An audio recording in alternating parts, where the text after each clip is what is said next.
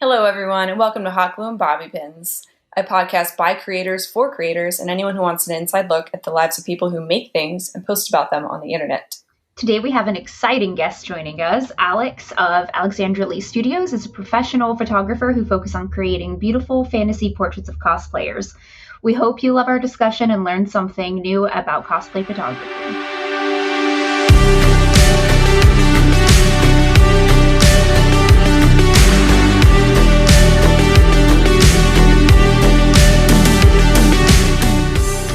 Welcome back, everybody. Before we get started on this episode, I just want to make one thing really clear for everyone. Black Lives Matter, and we stand with our trans community. And remember their names. Brianna, Elijah, George. There's so many. And wear your fucking masks. Please. And there's our guest. Welcome, Alex. Hello. Oh my gosh. Today we have a really exciting conversation that we're going to be having. I have known Alex since about 2016, I think. I think that's when we did our first shoot together. I feel like that's right. Yeah, the Ruby shoot. No, because it was that the Metroid shoot. Oh my gosh, was that before that? Was that 2000? It was the same weekend. Was it the same weekend? Not the Ruby shoot. I don't remember. I thought I could have Ruby sworn shoot that was the Ruby last shoot. year. No, the first one with me and Amanda. Oh, here I am. Way back. I lied. Yeah. I think that might have been. I think our Metroid shoot was our first shoot, and that was the same weekend. I immediately went into Critical Role. Oh my gosh. This is Friday. I'm still fresh off of the bandwagon from yesterday. Yeah. I mean, our minds are always on Critical Role, so accurate. It makes sense. But yeah, that Ruby shoot is still like one of my favorite shoots that we did, honestly. So it was really fun. Sophie, when did you and Alex first meet? I know the answer, but then you can tell the story. Last year, C2E2. Yeah. You were just this mystical unicorn on the internet. I was like, oh my gosh, look at it. Until we got the C2. And then you realized that I was actually a goblin person. From your posts online, I just thought you were like very serious. I don't know where I got it from, but I thought you were very serious and like hyper professional. Like you are professional, but like when I met you and you were so fun and like silly, I wasn't expecting that. So that was such a breath of fresh air because I was so like, oh man, she really like is real like professional and has it all together. I think that's hilarious because you are not the first person to tell me that, and I'm just like, just come to Twitch, come to stream. You will literally see the goblin that is me.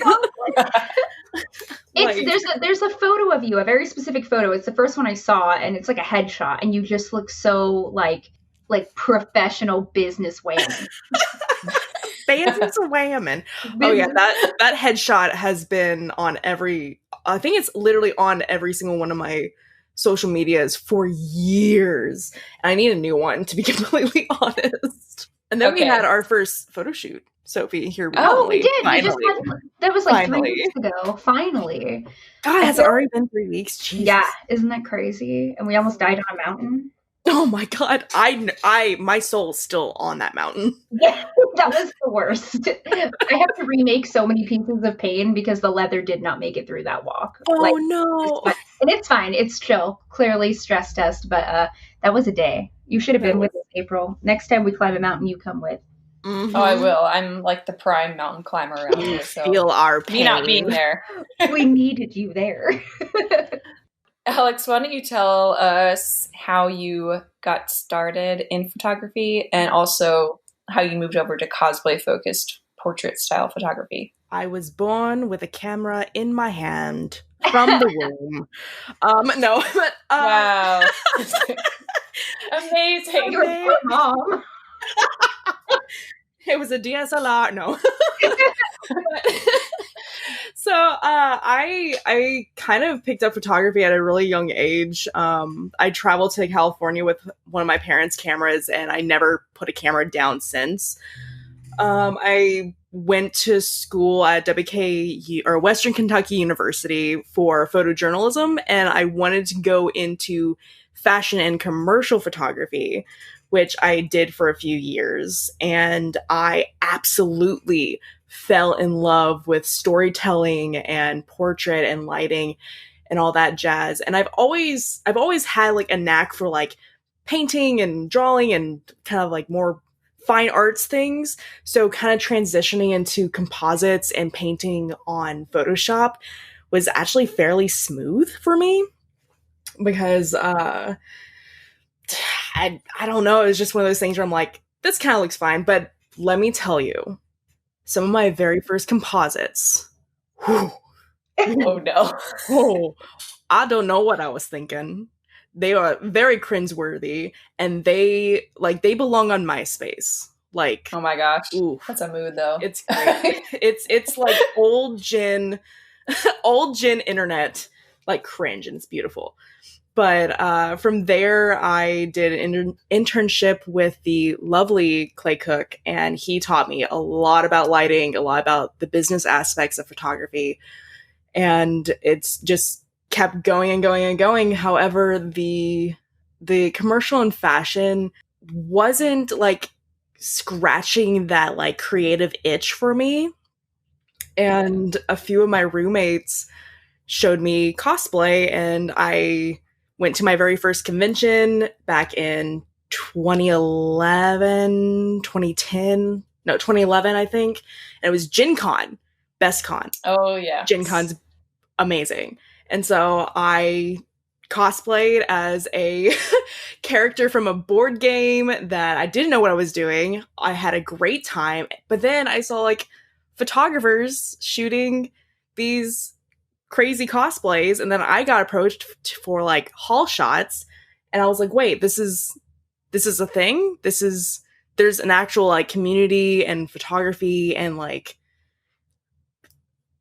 I don't know, like an ecosystem of, you know, cosplay photographer relationship thing.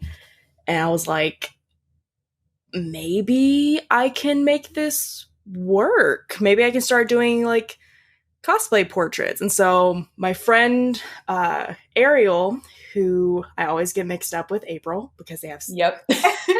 and like watch, I mentioned her name once, now it's gonna happen. Oh yeah.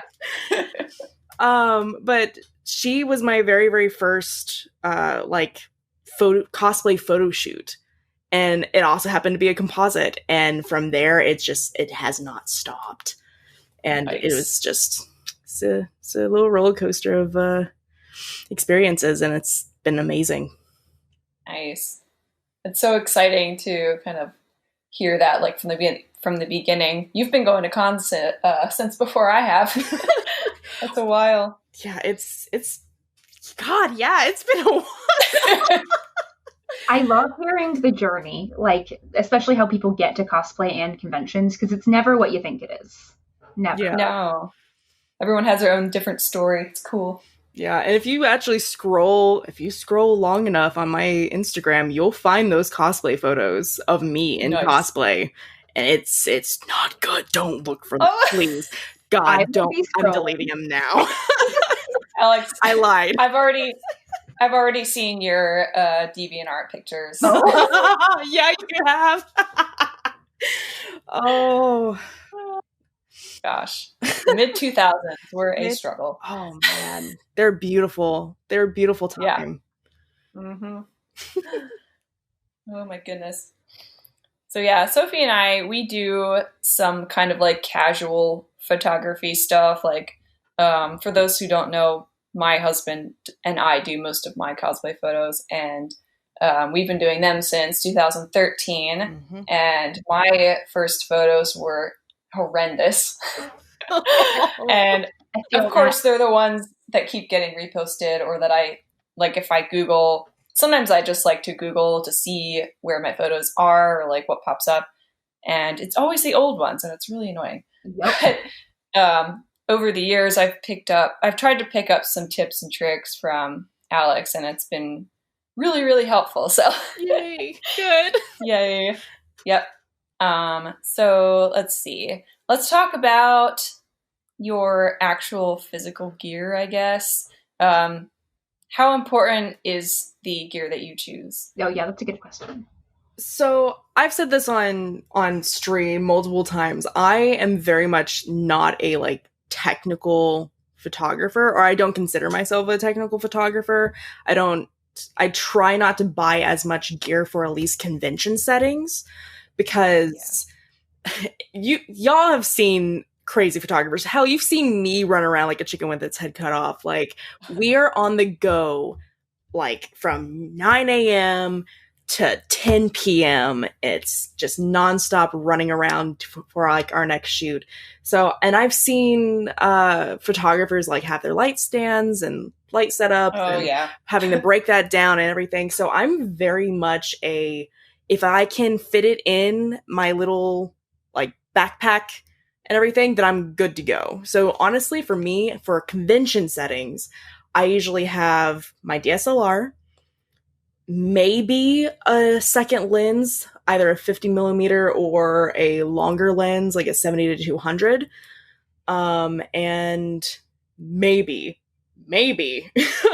like a speed light on me, just for like either a kick light or if it's starting to get really, really dark, like a fill light and everything. But I normally at conventions, I work with a lot of natural lighting settings just so I can like, don't have to break stuff down and like run away.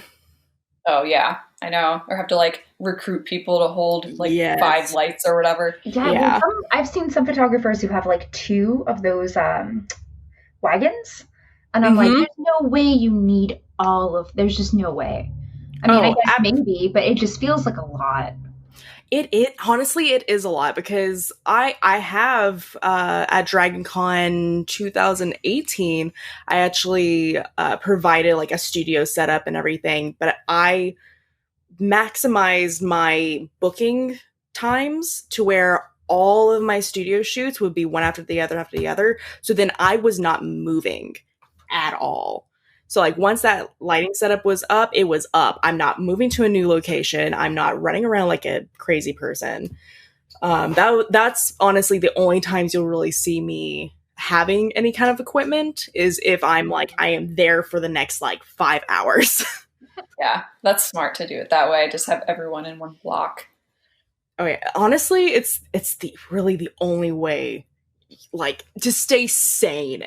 It's really the only way. But yeah, but as far as like studio equipment and everything, I have Profoto, soft lighters, Alien Bees are some of my favorite. They're a little bit pricey, but not compared to some other studio lights. Mm-hmm. Yeah.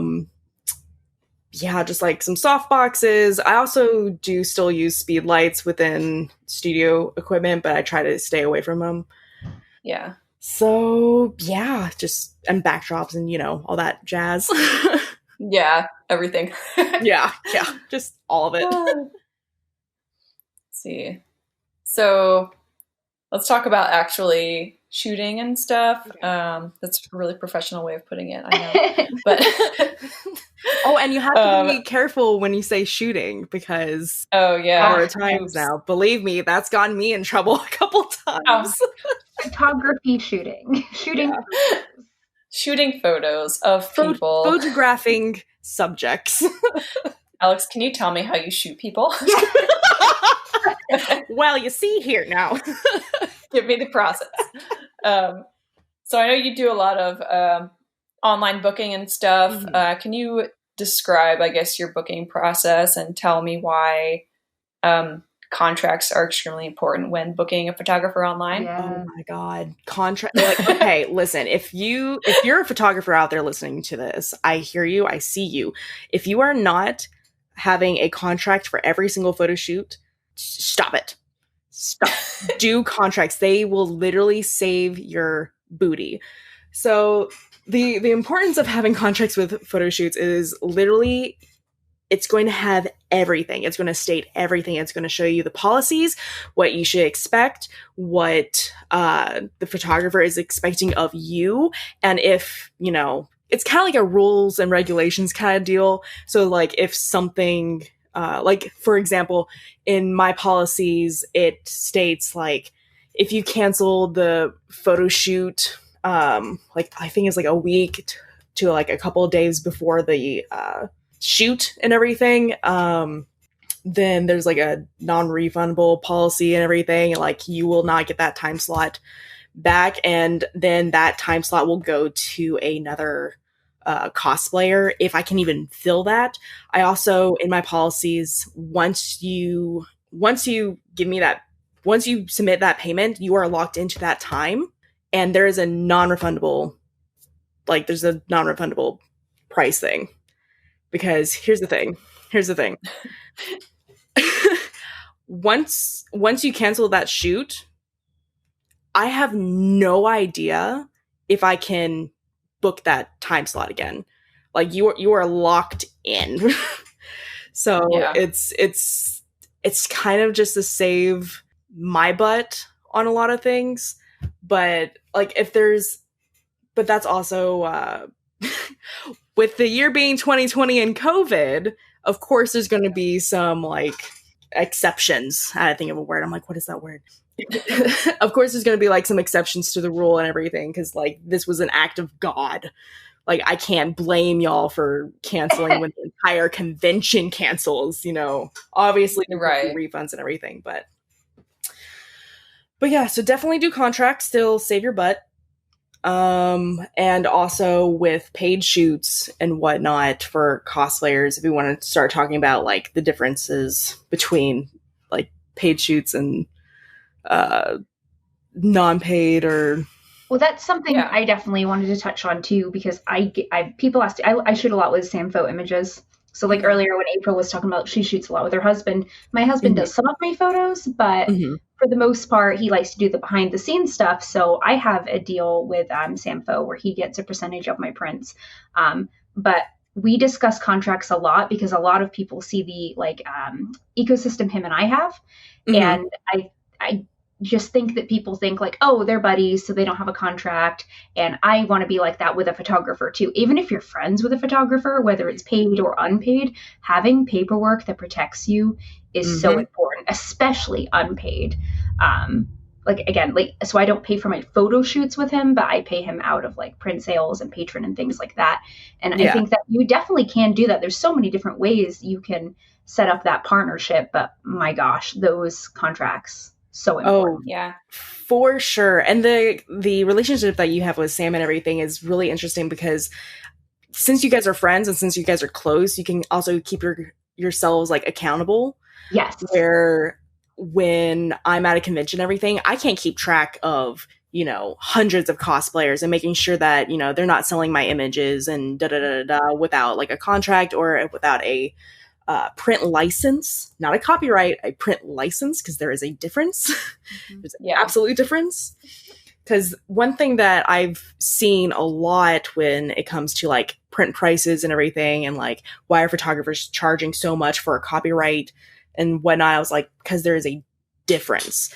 The copyright, when I take a photo, when I click that shutter button, that photo is actually mine and legally mine. I own the copyright of that. And a lot of cosplayers don't realize that. And so when cosplayers are asking for the copyright, that price is going to be huge, because that means that you are going to be the sole owner of that image. Now, a print license, which is what usually happens for like if a cosplayer wants to sell that image, I will still own that image, but that license is essentially me giving you permission to make a profit off of my image. If that makes sense. Yeah, that does. So like that has to be like, that's, if there's anything that I want y'all to take away from, is like there is a difference between copyrights and print licenses. Yes. And I think that is such an important distinction. There's just so much that goes into this that people don't realize. And this is why you see so many like new photographers and cosplayers, models, whatever, get into a mess straight off the bat when they start selling prints. Absolutely. Yeah. Absolutely. Yeah, and then also it depends on, it depends on the photographer and the contract, because there are some situations where if like someone wants to sell my print but it's for charity, that's something entirely different, you know, because like if they're not making a profit from that image, then it's going towards a good cause, then I don't really have that much of a problem, but at least let me know beforehand. because I've had to like message cosplayers and be like, hello, Nani. Have you ever had to like cease and desist someone from selling your images? Yes, multiple times. It happens. Whoa. It literally happens, I would say, at least once or twice a month. Oh my God. Wow, I had no idea. Oh yeah. And it's primarily when I see them use it as a Patreon thing. And it's not like, you can totally post my photos on Patreon. I don't care. There are photographers that do care. It's when it becomes a printable reward. Yeah. And then that's where I'm like, no, because then that can easily be turned into a print sale in like a store or something. And I'm like, no. Hold on. Pump the brakes. We need to talk. So I have seen in the community a lot of discourse surrounding cosplay photographers who only shoot the same types of people, usually slender, young, conventionally attractive, particularly white women. And a lot of photographers who claim that they don't know how to light dark skin and things like that, just trying to get out of it. What do you think about that? Great question. It's very topical, especially right now. Yeah. Because I understand both sides. I absolutely understand both sides. I believe if you have a more diverse portfolio, you're going to get so many more clients, which is why I try really, really hard to make sure that my online portfolio, shows people of darker skin or people that are a little bit bigger or smaller or, have any kind of like disability or blah, blah, blah, blah. But I also, this is a hard one just because as a photographer and as a professional photographer, and professional being, this is my full-time job, because a lot of people don't realize this, that cosplay photography and photography in general is my full-time job. It's what pays for my car. It's what pays for my rent. This is what I do. This isn't my side thing. This is what I do. So I don't want the community to force me to seek out free shoots just because someone is of a different, skin tone or different size. Because I'm very much that person that, like, if you book me for a shoot, I will shoot you, period. Yeah. And I do search out friends and whatnot, and if you have a really amazing cosplay, and if I have time at a con, I will definitely try to do like a passion project, which I call my passion projects free, or, they're free shoots. That's what passion projects are. Right. However, because they're free, you might not see them for a year and a half. April, I know for a fact I have some of your photos from last year, But it's one of those things where I absolutely agree that photographers should have a diverse and should seek out a diverse portfolio. However, I don't want the community to force me to do that. Now, as far as like photographers using the excuses that they can't light, darker skin cosplayers and whatnot, that's an excuse. Yeah. That's literally telling me that you are not willing to learn that. Yeah. Because I will say there is a different technique in lighting darker skin cosplayers. There is a different color grading technique for darker skin cosplayers, but you have to learn it. You have to be willing to learn it. Yeah. And if you're not willing to learn it, then do not expect, many clients and expect backlash. Yeah. There's no, I just don't think there's an excuse for that. Like, No. People that are refusing clients because of their skin color, like, oh, you don't match up with these like 3 types of people that I shoot with. So I'm not even going to try and learn to shoot. Like, it seems like they don't care much about the photography aspect. Yeah. Like their craft isn't that important to them if they're not willing to, take it a step further and learn how to be inclusive and make beautiful art across the spectrum of people. Agreed. Yeah. Agreed. However, I will also say this. I have seen in the community, and it's really disheartening as well. I have seen in the community where they will go after a photographer who is very much an ally, but just hasn't been paid for a shoot of diversity and everything. And so their portfolio lacks that. I mean, there was definitely a point in time where I didn't have like any like darker skin cosplayers or any kind of representative and diverse portfolio, but it's one of those things where I'm like, I tried to seek it out, but it was also really hard balance because all of my paid shoots absolutely have to come first. Yeah. Absolutely have to come first. So it's hard because it's like you want to get paid to do diverse shoots, but if your portfolio doesn't have diverse shoots, then people who have diversity aren't going to, you know, book you. So it's that fine balance you have to find to, you know, make it in the cosplay world, essentially. Do you think that photographers should discuss that more? Because that's something, honestly, I never really thought about from my side, is like the editing, the differences in editing techniques based on, you know, skin color. Is that something that should be discussed more? Absolutely. I think that either someone needs to come up with a tutorial, maybe I have to do it, like, or something, but I've slowly, very, very slowly, I've seen it like pop up here and there, especially with the movement that's happening right now of the different color gradients and what tones match or would look better with people of darker complexions and everything. Because here's the thing, you know, with skin tones, there's people with cooler skin tones, there's people with darker skin, not darker skin tones, warmer skin tones, and people who can just pull everything off, you know. It's what makes, like people who have cooler skin tones can rock cooler, colored hair and vice versa.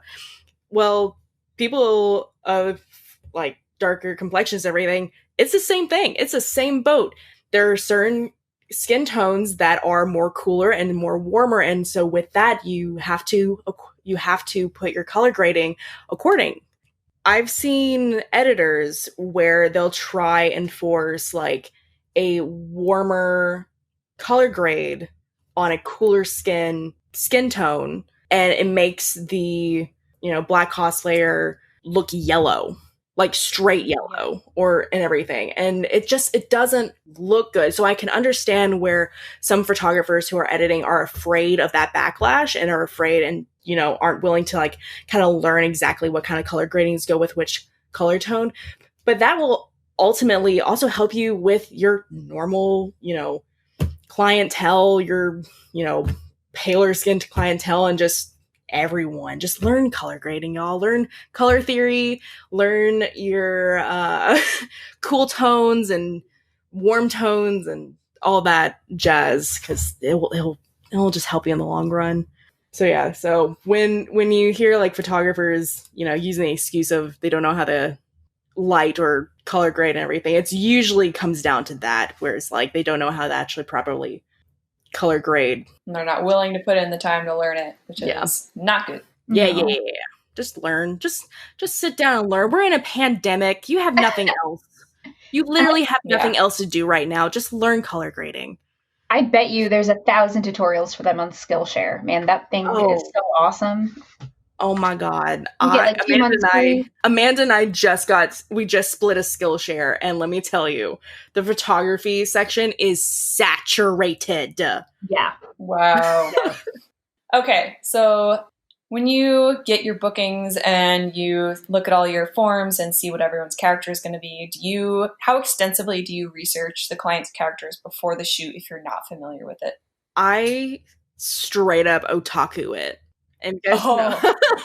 If you guys don't know what an otaku is, literally it's like a person that is just absolutely dives into whatever, like, anime, comic books, like that is their lifestyle. So if I'm unfamiliar with a character, I hate I hate shooting characters that I'm not familiar with. So I will literally sit down and I will watch an entire game playthrough of a video game to understand a character, or I'll read an entire Wikipedia page of that character to at least understand their personality and like if there's anything traumatic. Because for me, I love making the internet cry.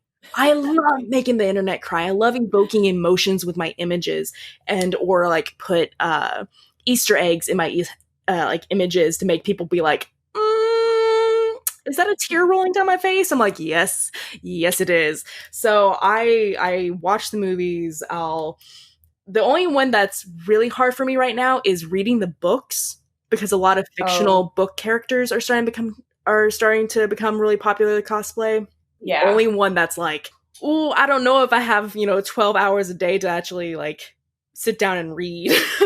Yeah. Because sometimes like the books won't be on Audible or anything, and I'm like, oh, that's a hard I was one. just gonna suggest that too. Yeah. Man. But that's awesome though, because I have had experiences where the photographer will I'll like do a pose or something, and then he'll be like, just, do you have any other poses? Like, I don't know what your character does or whatever. And I'm just like, oh my gosh. Yeah. And why am I here? Yeah. Oh, sorry. No, you're good. Oh, I was just going to say that's exactly one of the reasons I started shooting with Sam and Malcolm so much, Eugene Photo Video and Samfo Images, because the first shoot I had with both of them, they got there and they were like, okay, so I researched this character and I was just like, you did what? Like before them, I had never worked with anybody who had taken the time and care to do that.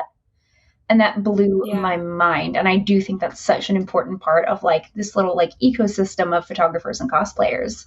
So yeah, it's nice because it gives you kind of like a comfort zone with the photographers. You're like, oh, cool. They know. I don't know. It's like this mental connection that you have.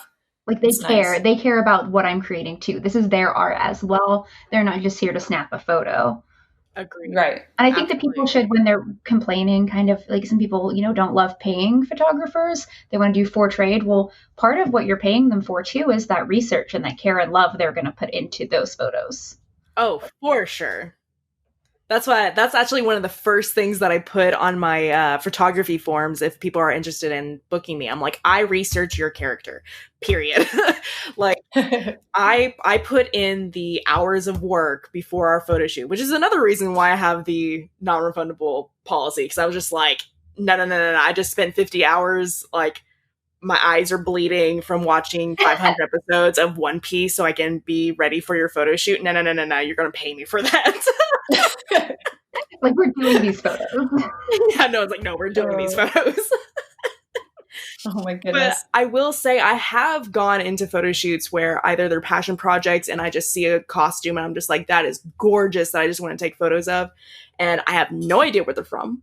I don't know if it's a Gajinka. I don't know if it's an original character or anything, but I'll go in and I'll do like signature poses and everything. It's just something that will like show the character, or I'll even ask the cosplayer me like, okay, what kind of personality do they have? Are they sad and brooding? Are they sexy and flirty? Are they, and whatnot? Because like, I can't tell you how many times I've seen like poses or lighting situations that just does not make sense and just does not match the character whatsoever.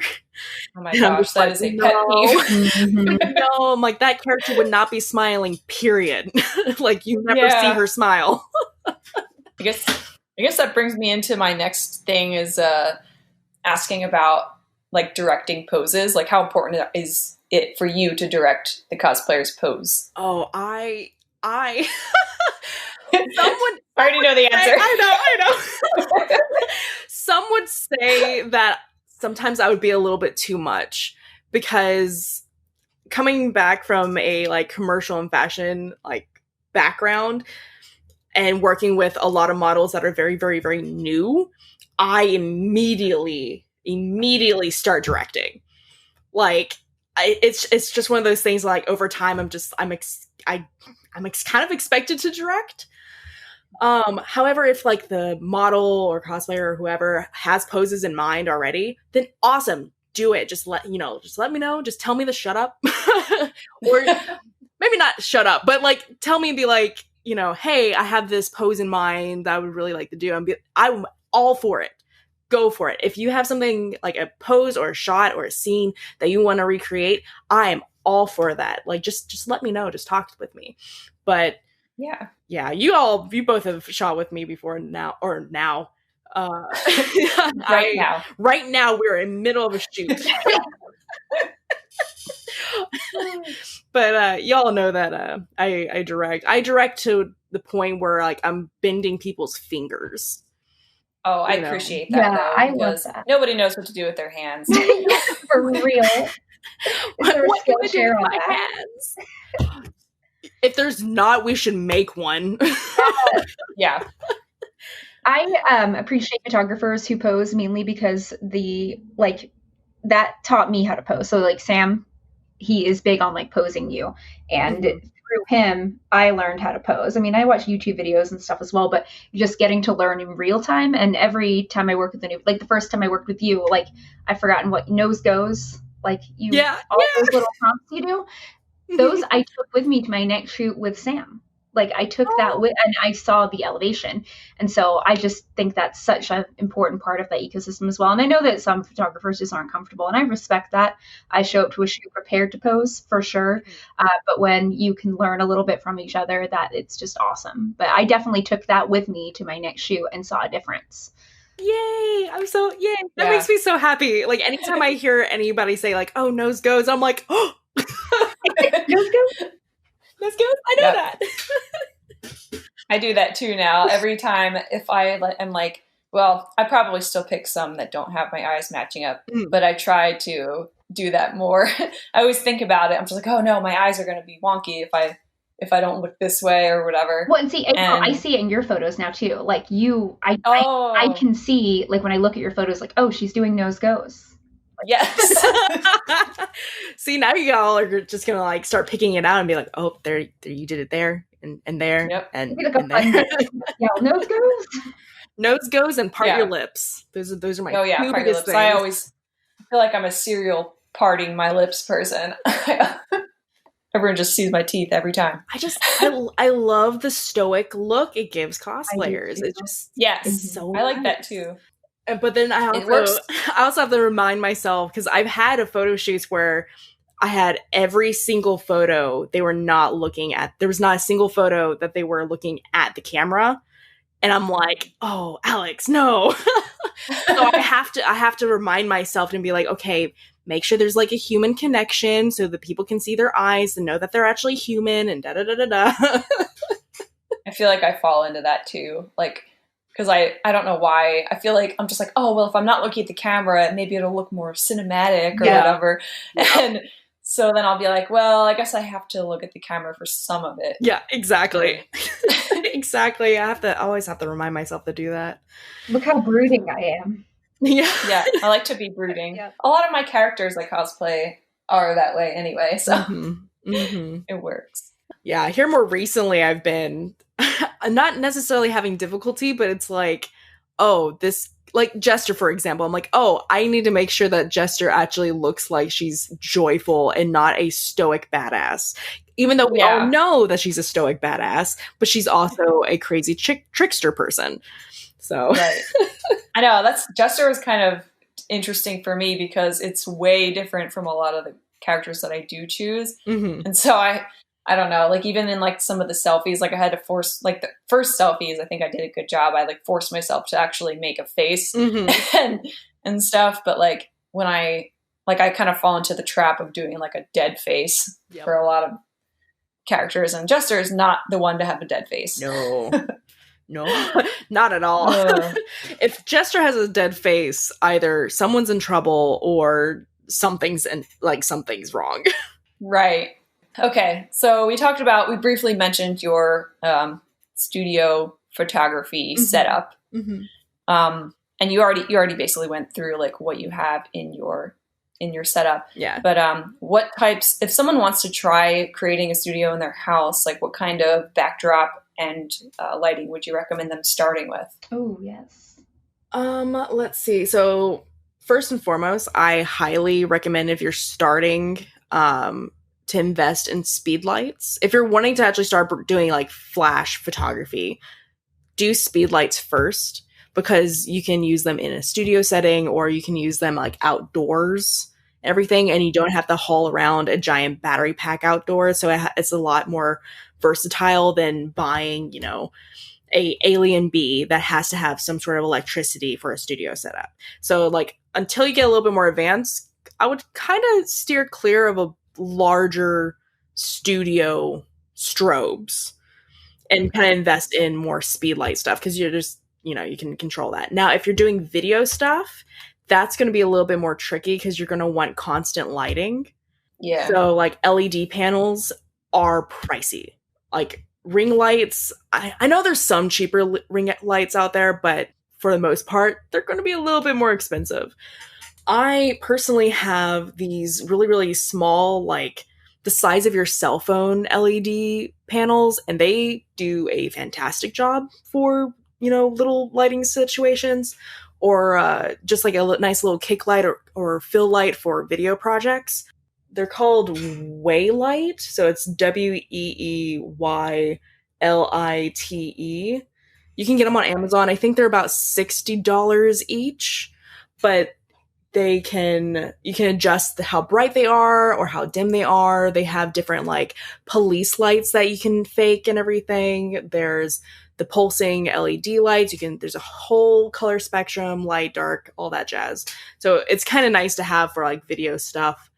But as far as like studios, I would definitely highly recommend speed lights as far as lighting goes. Now, as far as backdrops, I absolutely adore paper backdrops, especially for what I'm doing with composite stuff. And it's just a nice, clean backdrop. You can get away with fabric backdrops as long as you like steam them and everything, but that takes so much energy. I just like rolling down different types of paper and you're good to go. You just tape it down to the floor and then roll it back up. It's great. I highly recommend, I tell people to invest in like a thunder gray or a fashion gray backdrop. And the reason why I say gray is primarily because in Photoshop, you can easily change that color to any color at all. It's that, or I would suggest like a light gray or a white, because again, you can just throw it in Photoshop and immediately change the background color to any color. Or if you want to be that crazy person, which I've seen, who have the entire rainbow spectrum of background paper backdrops. Believe me, I'm like, oh, I would love that. I would love that. I would love to have a rainbow of just paper. However, that it gets really expensive really, really fast. But where do you get those papers? So I bought some construction paper from Hobby Lobby for $6, like a roll, which actually worked. However, it wasn't floor to ceiling. So can you tell us like the best place to get that? And also, what if you don't have a wood floor, what do you use to stabilize the bottom of it? Because I have a lot of people who've like reached out to me and been like, so I bought this backdrop, but when I put out my carpet, like I went straight through it, like my shoes, obviously because it's soft. Like, can you suggest some stuff? Honestly, so my family owns a hardwood flooring business, and we also deal in like laminates and like piece together wood and like water, like water resistant wood and everything. And honestly, if you just buy like a single box of that, just a single box of like put together, take it apart wood things and put that underneath, it's so much nicer. And plus, then you can also have hardwood flooring in any of your photo shoots, which is also a great investment. But again, for a beginner, that can get pricey really quick. But what I've also done with Amanda, because when I go over to Amanda and bring my studio set up, she also has carpet. I will either find like some of her larger books and mark where the books are so she can actually stand on them. So as long as it's not like do your cheap cooking books that no one uses that your great Aunt Martha gave you 3 years ago, okay? Like don't use your like limited edition, Lord of the Rings set. But like so I would just do like maybe 2, 3, 4 books like on everything, as long as you're not like jumping and running or doing crazy spins or tricks and everything. I highly recommend books as a really cheap way to stabilize your paper. That's such Another thing that you could do if you didn't want to, if you wanted to go out and get something, would be maybe a piece of plywood from like Home Depot or something like that. Yes. And then you could put that under the thing. So in case you're wanting to move around a lot and you're worried about like knocking over your books or whatever, that's like another option. I doubt it's very expensive, but it's just another option. Expensive. Yeah. It's just hard to store if you don't have a garage or anything. Yeah, that's another. So where do you get the floor to ceiling backdrops from? Like, where's your best suggestion on that? So there are, you can buy it on Amazon. It is on Amazon Prime for some colors. However, I primarily go through B&H. .com. For the East Coast, they have like a 1 to 2 day shipping. However, I don't know how it is for like Central and West Coast, because I think their primary area is up in New York, which is why it's a lot faster to get to me. So I usually go through B&H. They have everything, literally everything, but also research around your cities and everything. Usually there's like one camera store. Like here in Louisville, we have Murphy's Camera, and it's strictly a camera shop. But usually they will have like floor to ceiling paper backdrops. And then like out in California, obviously they have camera stores on every street corner. So lucky them. Yeah. But B&H and Amazon definitely have the floor to ceiling. The paper company is Savage. So it's Savage Paper. Okay. And their like little logo is like a blue logo with like a panther on it that says Savage. Oh, nice. Because those paper is just so savage. Oh, yeah. Definitely. So savage. Oh, yeah. I'm on their website right now. It's bhphotovideo.com. And they have literally everything. The other backdrops I would also recommend, I think it's called Kate backdrops. Let me double check that. I'm double checking to make sure this is the one that I bought, because I recently bought a collapsible backdrop, which is really, really nice for like conventions. However, the only thing is that they're like curved, kind of like a reflector, like a really, really large reflector. But they're great for like, like knees up photo shots or like selfies or video stuff. And they're not terribly expensive, but I know I believe it's Kate's backdrops. Yep. So it's katebackdrop.com, where they will have very much kind of like school portrait fabric backdrops, but they also have like themed ones. They have ones with flowers on it. Like they have a lot of diversity in their backdrops. And the one that I have is this like giant reflector backdrop. It's huge. It's like 7 foot tall, but it collapses into like a 2 foot, I want to say 2 to 3 foot reflector kind of deal. And it has two sides. So one side's really dark gray and has like all these like splotches and everything that kind of mimics a painted backdrop. And then the other side is blue, but they have different colors and everything. So if you're like on the go or needing a hotel room studio thing for like conventions, which is something that I've done before, having something like that, an easy collapsible, is really nice too. See, I love that, because I have one of those, like, I think a lot of people I know have these, the backdrops that are just like the metal rods that you clip together, and they're super annoying, and they're bulky, and like, it's really hard to find space for them, and they're kind of annoying to take down and put back up, so you can't travel with them. So it's nice to know that like that one you can take to like hotels. Yeah. Like you still probably need like a little like a backdrop holder and everything, but I mean they're a lot more manageable. But at the same time, you're not going to get your full body shots with these guys. Yeah. So that's it's one of those like give and take kind of thing, but it's really nice. It's really nice. And then as far as like fabric backdrops, I've used fabric backdrops all the time. I enjoy it. It's just it's annoying to find space for them. And then also making sure all the wrinkles are out of them, everything. But going to be clone stamping for 20 years afterwards. Oh yeah, mm-hmm. Oh yeah. But I mean, as long as you persevere and you're willing to put in the work, I mean, it works. It can work. Nice. Okay, let's talk about my favorite, which is location shoots. Oh yes! Oh my goodness, so much location easier. shoots. Yeah. For if you guys aren't familiar, who's everyone listening, on location just means you are not in a studio. Usually you're outside. Sometimes you can be inside, but it's a location that is not a studio. My favorite kind of on location shoots are like just outdoors. Like anything outside is my favorite. I yes.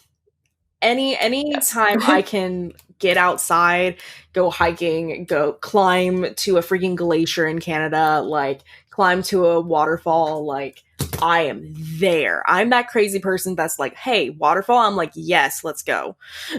Yes. So yeah, no, on location shoots are great. The only thing is that if the model's wearing heels, Sophie. Oh, yep. Sophie. It was so bad. Yep. like and I even joke about this, like on location shoots, anytime someone's like wearing heels, Sophie, and everything, or and they're climbing rocks, I'm just like, oh, by the way, Ailey Studios is not liable for any bodily harm or anything. This will also go into contracts. Put a little disclaimer thing in your freaking contracts, because yeah, that's a hard one. That's a hard one when have you ever had somebody get hurt on a shoot? I've hurt myself on a shoot. Oh no. Oh no. I've definitely, Amanda can tell you some of these stories, but my first shoot with Amanda, I was dumb. I was young. Listen, I was dumb when I was young, but my very first shoot with Amanda, it was, I think, in February, where there's still like ice out where I am. And she was in Megra. We went to one of our like little city parks that has like lakes and rivers and little deeper areas, and it was all covered in ice. And my dumb ass goes out onto the ice to get this like really low shot to make it look like Megra is kind of like looking down at the souls in hell, essentially. Yeah. But I was on the ice. My alien bee was on the ice. My assistant was hanging from one of the rocks, holding the alien bee with a scarf to make sure that if the ice cracked and my alien bee fell through, that she would be able to pull it back up. Like, I've put myself in more harm than I'll put my model in more harm. So yeah, but no, I've luckily, knock on wood, luckily I have not had a model injure herself during a shoot. Or themselves during a shoot. Yeah. And well, that's good. Hopefully we can continue that trend. Yeah. Yeah, it's like, again, like I think I put myself in more harm than I put my models, because I also climb trees. Hell, I've climbed trees and I've been underneath waterfalls just to get the shot, and I'm just dumb, y'all. I just want a really good photo. I get that. It's worth it though. Yeah. They always turn out. Like sometimes you just are like, anything for art. I'm just gonna do it. It's for the art. Yeah. Pretty much for the shot. I've had to do it for the shot. I feel like I've had to tell myself that multiple times, because I'm a chicken. So if anything involves like sneaking in somewhere, I'm just like, no, I'm not doing it. That's it. I'm not doing it. But Alex is like, we are sneaking in everywhere. It's so true, though. I was just like, hey, this place looks abandoned. Let's go. Right. Like, if there's homeless and everything, just give them, like, just buy some McDonald's and give them a lunch. Like, they'll leave you alone. Oh, my gosh. Yeah, that's another thing I have trouble with, is I'm, like, I don't know, I put myself out there online, but if it's in public, I don't want anybody looking at me. Yeah. It's so bad. And I'm, like, if we're out in public and we're doing a shoot and, like, I don't know, it's just so annoying. I had to just suck it up when we went to Grand Teton and Yellowstone, because there's no way you're getting away from people. But I'm just like, I need these photos. Like, we came all the way up here So we like stopped on the side of the road a few times, and like people would just like stop their cars and gawk at me. I mean, well, you know, it's not every day that they see like a crazy armored elven lady. Like, I know. I have to remind myself to understand that. But I think when you get like numb to it, when it happens to you so much, you're just like, yeah. people. If there's anything to kind of take away from that, it's just like, don't get too angry at the people gawking, because they're literally seeing a like fairy tale happen. Yeah. Like, you are making their day right now. Yeah. Most like people are so nice about most, for sure. Most people are. There is a small percentage that you just want to just Yeah.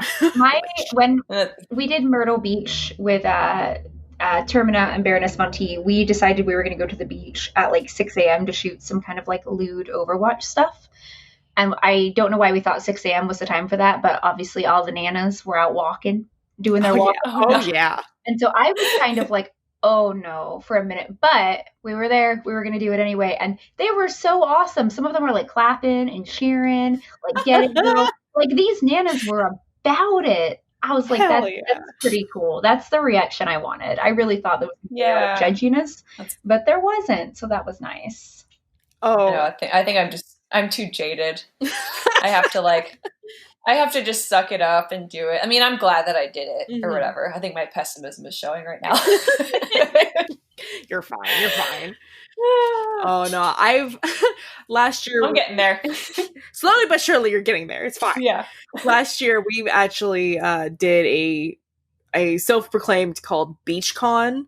Me and a few friends went out to the Outer Banks in the Carolinas and everything. It was a great place. It was awesome shots and everything. But there were definitely some people that were just staring, and some of them were like kind of shaking their head and being like, and I'm like, we're literally in bathing suits. Wow. Our poses might be a little bit suggestive. I will not name them. However, you ain't seeing nothing. So, right. But yeah, so I'm glad that the grannies like were clapping and cheering. The grannies that we experienced were just like, I see ankles and shoulders. Oh my God, cover your eyes. Yeah. I know I feel like that when I'm in full costume. I'm just like, no, because it like distracts me from posing and stuff. I think that's more why I get kind of tripped up, because I get just distracted and it's hard to focus on making a good face and posing and stuff. Yeah. I mean, it's hard. It's kind of, I would imagine it's kind of similar to like stage fright a little bit, because it's like you're not, and it can get really aggravating because it's like you're not really there for them. You're there for yourself and, you know, for making your content, but it's also hard to. Yeah. It's like I have to practice just being like, you know what? I'm going to be mad if I come out of here and don't have good shots. So I just have to try. And that's another thing, like as a photographer, one reason why I'm very much like a boisterous, like crazy goblin lady, like especially on shoots, is so you may be distracted by the people watching, but I'm going to just distract you from the distraction that you're experiencing. So I'm going to make a fool out of myself to make you more comfortable to actually get our shots, you know? And honestly, there's definitely, that's one thing I love about being a photographer, is just like, I can be an absolute goofball, but like online, I have to actually be very professional, which is coming back from the very, very beginning with Sophie and being like, I have this very like professional, like I don't post any like selfies, or I don't post any like, you know, goofy craziness unless you're on stream, entirely different subject matter. But it's like, I have to be very professional on social media, so then I can also semi weed out cosplayers that aren't taking what they're doing seriously, you know? So, and also make sure that I'm not going to get screwed over and not get taken advantage of and everything. But like once we're on the shoot, all bets are off. Off. Like you gotta I feel like that's why a lot of people enjoy shooting with you, honestly. Because I feel like whenever I'm like assisting you, you can always like I can kind of see the people just kind of loosen up after you guys start chatting and stuff. And like once you get the person like laughing, then it's just like, oh, then they're fine. It seems like most of them. Yeah. I've definitely had some people that were either like, I don't want to say a stick in the mud, but kind of a stick in the mud. Either something like happened that morning, or like a piece of the costume broke off, or or they're like hungover or something, and they are just not having it. They made a mistake of doing an 8 a.m. photo shoot on a Sunday after a Saturday night of drinking, and they just want it done. But I'm still going to be a goofy goober. I'm still going to try and get those shots, because I know they're hating their lives, but I'm going to make it look like they're having the grandest of times. And then after, when everything, when they're in a better mood, they're going to see the photos, and they're hopefully they're going to like the images and be like, okay, it was worth it. At the end of the day, I want to make sure that my photos are going to be worth your time and your money, And I feel like that's what every photographer should try to strive for, is, make it worth it. Yep. But I think that's what makes you so sought after. I think that's one of the things that does separate you. Not saying that there aren't a lot of fantastic photographers in our community. It's just that our community is so saturated with photographers that those who are like yourself really start to stand out. Thanks, guys. I really appreciate that. Yeah, it's like, plus there's not a lot of composite photographers in our community. There's a handful, but there's really not a lot. No, because composite is hard. And plus, yes. Oh yeah. And it's also it's like a bonus to have a composite photographer / woman photographer as well in the community. Oh, so honestly, I'm trying to think. I think I honestly only know of 2 other like full-on composite photographers. And one of them's in Kansas, or not Kansas. One of them's in Canada, and then the other one's in Germany. Honestly, if you're listening, if you're a composite photographer and you're like, honestly, if you're just a composite photographer and you're listening to this, like, comment down below. Yes, please. I want to know who you are, because honestly, I can probably count how many composite photographers on one hand that I know that are in the US that I know. I think most of them are like in Russia. There are some just editors I know so they don't do the photography, but they will edit the photos for a fee. There's a couple of those that are real. Acrodemon, I always say his name wrong, Avery. He's pretty stellar at that. I don't think he does any photography, but he does do, obviously he gets approval from the photographers, but he does do the post work, and his composites are on point. Nice. I want to see. I'm awful at names, so I probably follow him. But if I don't, I'm gonna find you. I'm the worst. I recently actually Acrodem. I don't know how to. I'm the worst at. I'm trying to find his name so I can say it right. So it's ACDRAMON, on the Instagram or the Twitter, and I just composited it or commissioned a photo from him because he's so good. Oh, nice. I feel like I probably follow him on some platform, but I always like miss people on one platform. Like I'll follow them on Instagram, and then I won't like immediately go to Twitter and follow. So I'm always like missing somebody on one platform. Oh yeah. I feel that. I'm probably the most active on Instagram as far as following people. Like if you're not on Instagram, I'm just like, I don't know who you are. Oh man. Oh, Instagram. Don't even get me started on social media. We just have to talk about it. Oh girl, I love talking about social media. We'll need to talk sometime. Yeah, I'm gonna lose my mind. Yep. Same here. Feels. Okay, so I know we talked a little bit about posing before, but we had a couple questions about posing from different social media platforms. And some people were wondering if we had any go-to like tips on practicing your facial expressions. And I also, just for fun, I want to know if you guys have any go-to poses that you seem to do in every single shoot. You, Alex included, like poses you have everyone else do. Oh, I'm very, very guilty of reusing poses. I actually had to go through my portfolio today and actually delete certain photos because like they were like back to back the same image, just different characters. And I was like, yeah. Oh, no. So I know I'm guilty of doing a lot. Of course, the nose goes, the stoic photos, the stoic faces and everything. We talked about that earlier. But another one that I do is clutching your pearls. Oh, so yeah. If because I know I've done that with you, April, with Ruby of the Sea.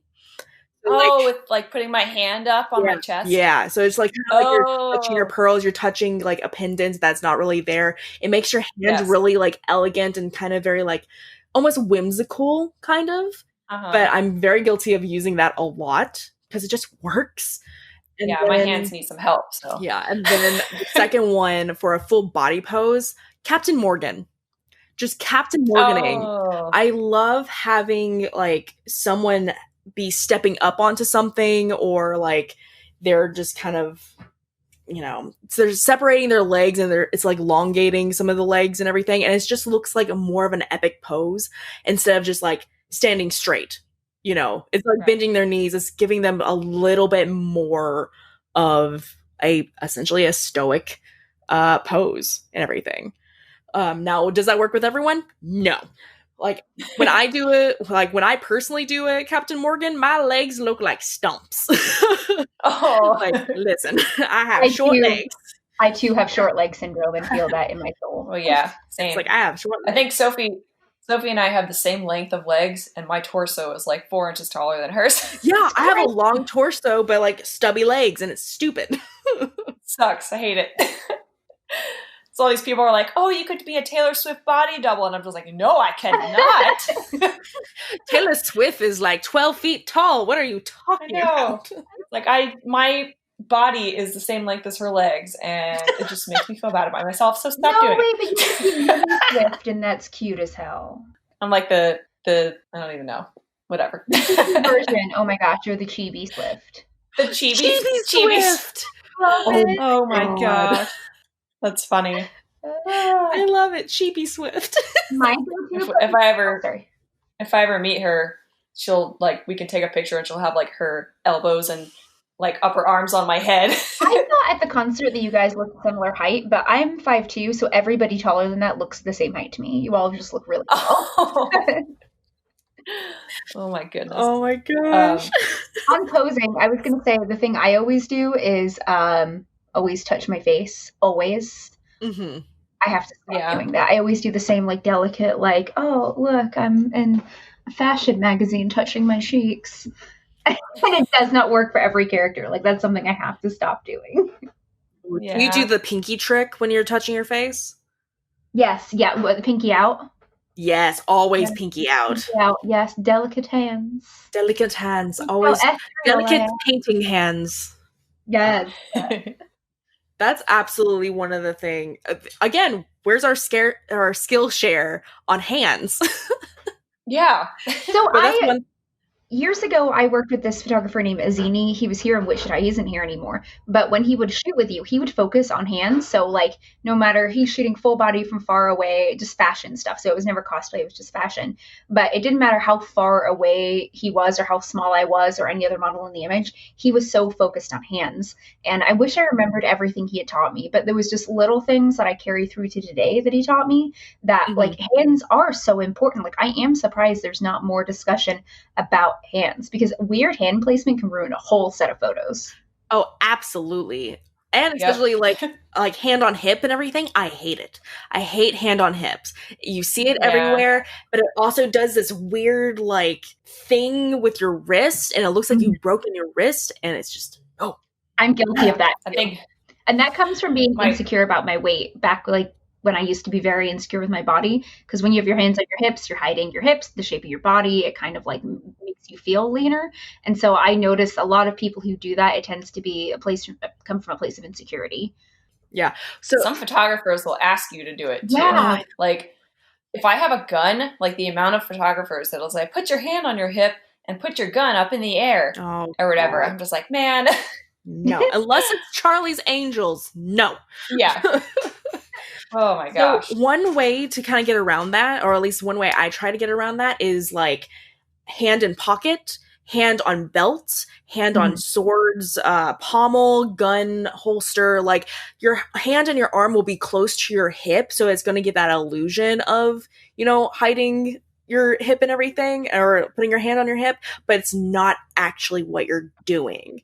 So that's kind of like a little nifty trick. Or even like if you're wearing a jacket, putting your like holding your jacket down and whatnot is another kind of way to still have that like little chicken wing coming out, you know? Yeah.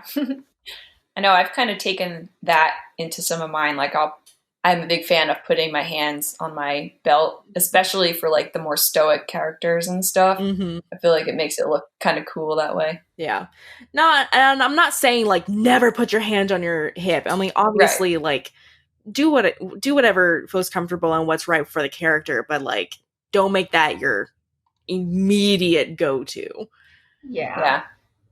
I think my go-to is like just standing like 3/4 turned with my face looking off into the distance from knees up. See, and I love that. So that is actually like, I see your photos of you doing that, and for whatever reason, that's like a pose like I just can't master. Like it looks so simple, really? But it is, you know, the most simple poses can be some of the most difficult to really pull off properly. And that's like your iconic one. And I just can't do it. Like when we were shooting Siri in Indy, like I kept trying to do just that pose. It just doesn't work for me. It's weird how like, and I think that's why it is so important for people to explore posing and to do it at home by yourself and practice, and don't be afraid to be silly in the mirror, because sometimes we see these poses online and we're like, I want to do that exact pose, but it may not be right for your like body type or, you know, whatever it may be. And so it's important to find comfortable ones for you that aren't those like generic, like hands on hips ones. Yeah, like I go on like Pinterest and stuff. If you're looking for pose ideas, I like to go on Pinterest, but a lot of the poses are from models who are like 6 feet tall, and like I can't bend my body in a way that looks like the photo a lot of times. Yeah. So you have to kind of try and practice in the mirror, see what looks best on your particular body. Maybe try to find like inspiration from people that are similar size if possible. I know it's very skewed towards the 6 foot tall, slender people. Well, one thing and facial, go for it. I was gonna say facial expressions too. Kind of like practice in the mirror. Use your self timer on your phone, and just kind of play around with your face to see what you can do. I'm a big fan of like, it's really hard to explain, but like lifting the back of your eyes in a way. Like there's muscles like behind your eyebrows where you can like lift up the back. Because my eyes are really downturned. I hide it with my winged liner. But so I'm a big fan of like anything that'll lift the outer corners of my eyes up. So I feel like, and then like, of course, the smize sort of thing, like not super squinting your eyes, but like just kind of not opening them. The squinching. Yeah. Squinching your eyes. I love that. One thing I was gonna bring up as far as like posing, especially if you're a little on the bigger side, or like, you know, you're curvaceous and everything, looking at larger like companies that have a plus size section, their commercial photography or their their tear sheets and everything, you can look at their poses and still grab little ideas. One things that I do is I shop at Torrid because I love them and they have all the right sizes for me and my birthing hips, but they also do a lot of lingerie and everything, and so they will actually have really beautiful photos of larger girls, and I'm like, and I've definitely taken poses from them. Absolutely taken poses from them and everything. So definitely Pinterest, definitely look at your magazines, but also look at like advertisements for like plus size beauty, plus size fashion and all that jazz. And you can definitely find some poses in there and then bring that into cosplay. Sorry, I'm a little quieter. My meds kicked in, so I'm a little like zoning away. But I'm trying to stay here. Oh my God. I just need you guys to know. Welcome to the podcast where Sophie is high as fuck. Like, I honestly didn't hear half of what was just said, but now I'm back. I've got coffee. I'm here. So let's talk about shoots that do not go so well. Sophie, have you ever had any like issues during shoots with the photographers getting inappropriate? Or I guess, do you have any advice for when that happens? Because we all know that it does happen sometimes, a lot of times. Actually, yeah. So I think this is something I feel very passionate about is safety with photographers, especially new cosplayers. You know, I think we could do a whole separate podcast on just the safety issues and how to prepare yourself and protect yourself going into a shoot. So I've been very fortunate with a lot of photographers I've worked with. Again, like I am very passionate about safety because there's some photographers I've worked with that I didn't have issues with, but later on I found out other models did. Here in Wichita, I don't know if you've seen this, April, but a lot of photographers are being outed right now. We have a lot of really bad photographers in this area who have done some egregious things to women and cosplayers. So I'm very happy to see them getting outed. Like now is kind of the Me Too time here. But I always tell people, like, if a photographer doesn't want you to bring a friend, don't shoot with them. For sure. So I've been pretty lucky in my experiences. No one's touched me or been inappropriate to me. I have had photographers who have like said things about me after the shoots, which really sucked. But I could have probably, if I would have done my research ahead of time and reached out to other models who had worked with those photographers, that probably wouldn't have happened because I wouldn't have shot with them. So one thing that I always ask people to do is if you're going to shoot with a photographer you don't know, get references. If they're not willing to connect you with models they've worked with, or if you can't find other models they've worked with, it's probably not a good idea to work with them. At least that's how I feel. Just because it's scary out there, man. You know, like some of the experiences I've heard other women having are absolutely terrifying. And again, for me, the worst, honestly, is just like there was a local photographer who he believes that any woman who over the weight of like 95 pounds is fat. And he will tell them that. He is awful. And he himself, not to body shame, but he likes his food. So I don't know where he feels like he gets off talking about people that way. But he has body shamed women who are like 95 pounds here in Wichita. And for me, I did a cosplay shoot with him and it was one of my first shoots. And so I was really nervous. And then I found out that later he was telling people like, oh, too bad she didn't lose another 50 pounds. She could be like one of those cosplay models. And he was going around the community saying this about me, like, if only Sophie would lose 30 pounds, if only Sophie would lose 50 pounds. Oh my gosh. And that, like, oh my gosh. And I'm like pretty good at like having thick skin thanks to cosplay, but I carried that with me for a long time. You know, that really altered the way I saw myself in images.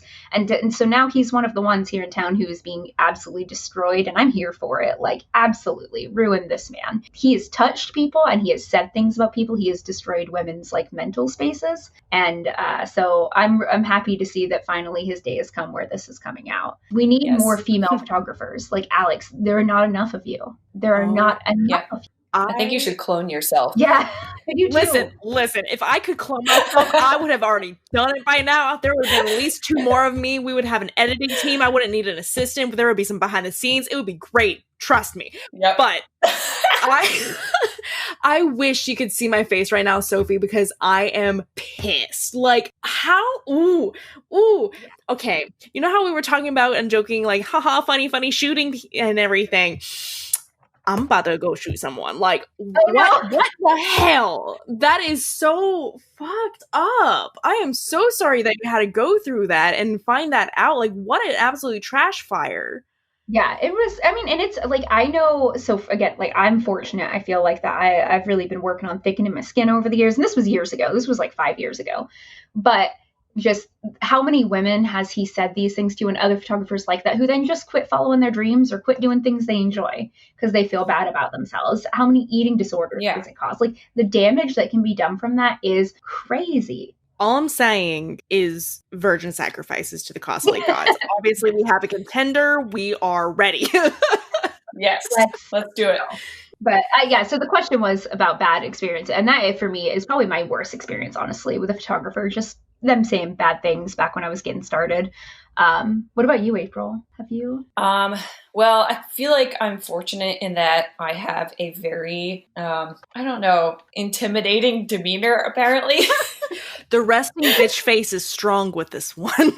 It is. It's so strong. So I feel like it's worked to my advantage in kind of warding off some of those people. And the fact that I'm really, like, this is going to make me sound horrible, but I don't know. Like, I have the face, and then I'm kind of suspicious about people, especially dudes with cameras, that I don't know.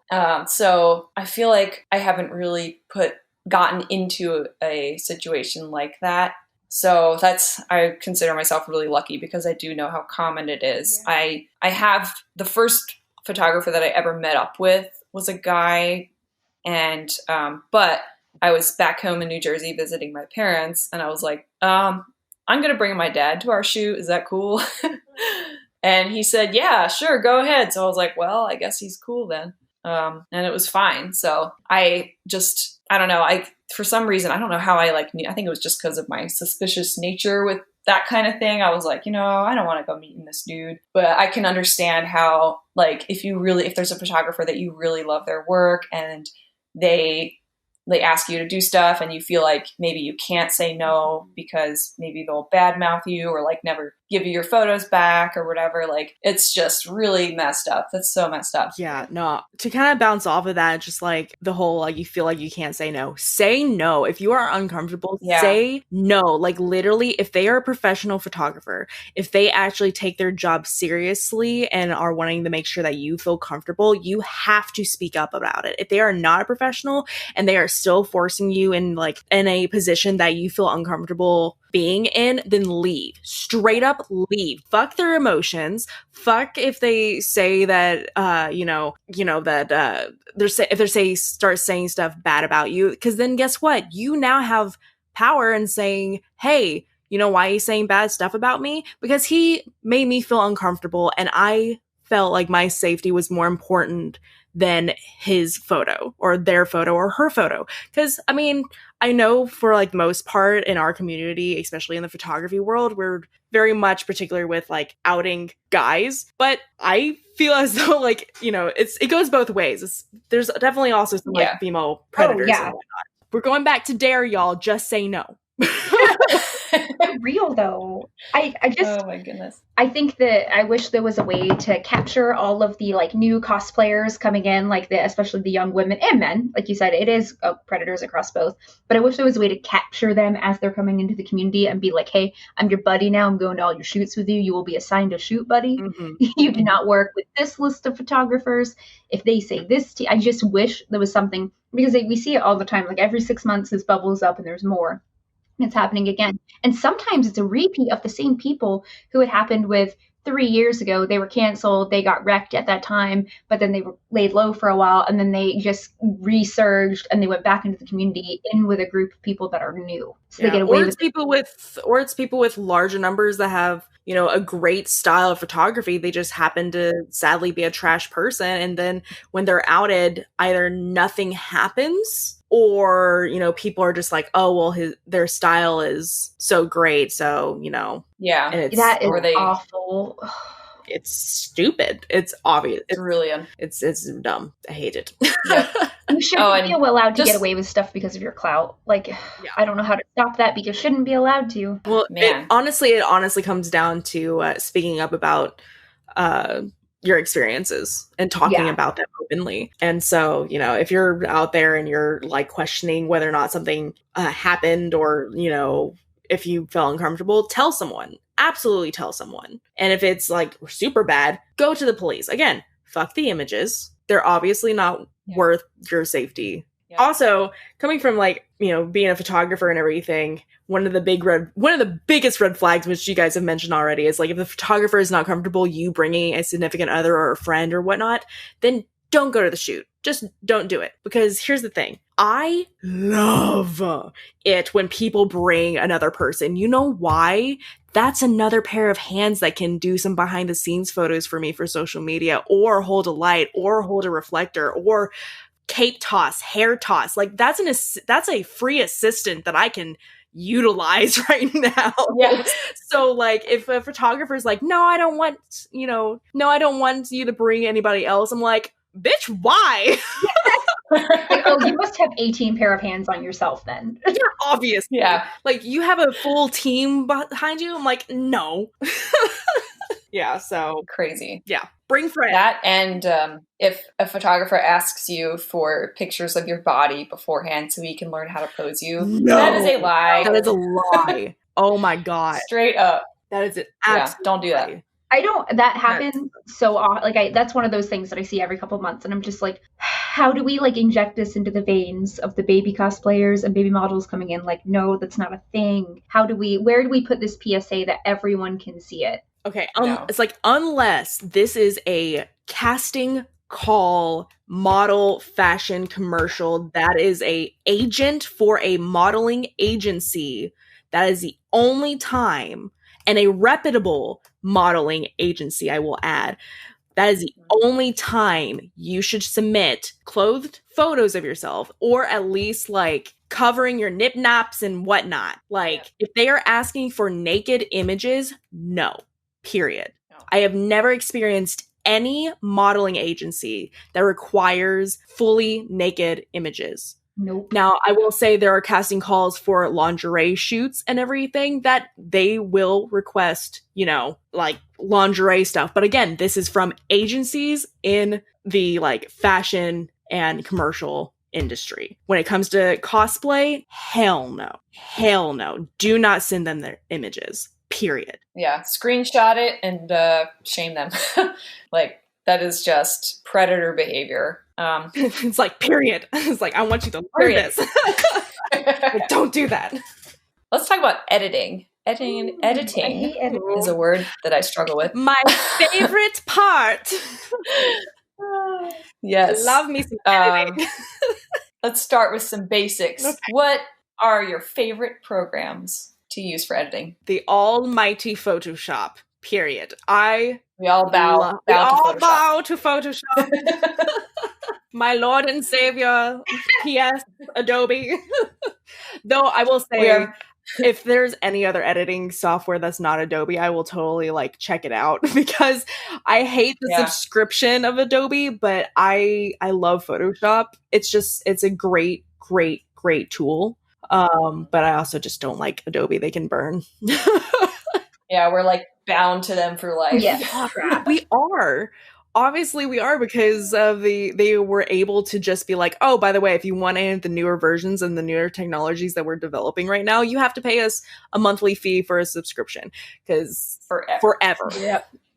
Okay, but can you tell me what magic Lightroom is? I can't figure out Lightroom for my life. I don't use What Lightroom. is this magic?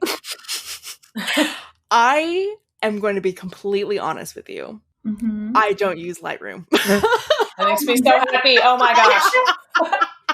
So I use something different. I use something called Capture One. And it's pretty much the same program as Lightroom, except it's a lot faster. And for me personally, I'm able to tether my laptop to Capture One. So when you're in a studio with me and everything, I'm taking photos, you can actually see the photo I just took go straight to my laptop. So then you can see yourself when I'm shooting you. And so you can see the lighting, you can see the pose, you can do all that. I have this set up at KatsuCon every single year where I bring my entire studio setup. And so when we're shooting in the studio, you're actually watching the entire, all the photos at the same exact time. So if you see like something wrong with your costume, you can fix it and everything. So that's why I personally use Capture One. I don't mess with Lightroom. However, the benefits with Lightroom compared to Photoshop that like I kind of really enjoy, same with Capture One, is that you can do batch editing, where you can have your already like your levels, your color gradient, your different coloring aspects and sharpening and everything. You can take all those settings and you can put it on like 100 photos. See, that's what instantly. I need to do. Instantly. Oh. That's what I want it for. The only maybe I should rethink it. Yeah, the only downside to that though is that sometimes not all of your images are going to look good with that specific setting. So then you're still going to have to kind of go and skim through all your images and like readjust some of the sliders. Now with like Photoshop, that's where, honestly, for me, that's where I can get all of my like retouching and my highlighting and contouring and this like getting into the really nitty gritty of the like the pixels and everything, especially with me and my composites. Like I have to use Photoshop. Yeah. But Lightroom, I do use Lightroom for like weddings or like concerts or like photojournalistic stuff that I don't need to like retouch people's acne or hide a scar or fix a costume and all that jazz. So it depends on what you're kind of wanting to shoot and wanting to use, and how much you kind of care about like every single image has to be polished or just every single image just needs to be a little bit color graded, you know? Yeah. Kind of a difference of like a Patreon photo shoot set that's all polished and a OnlyFans that's like 100 images that just need a color grading. That's fair. Okay. I use a lot of the Camera Raw on Photoshop, and I just make that into a like I'll create a preset and then I'll try and copy that to as many as possible. But I respect photographers so much for the editing part. Like I don't love editing sets. Like I do it because it's part of my job, but that's just not what I'm passionate about because I don't know. They never look as good when I do them, I feel like, as when like Sam or you or anybody else does them. And I don't know if that's just like in my head, like I don't trust myself. But I just never like them as much. I think it's also a little bit like with patience. You have to be patient with yourself. You have to be patient with that learning curve. And I understand like just seeing and living vicariously through you guys with how many sets and how much content you have to crank out like every week.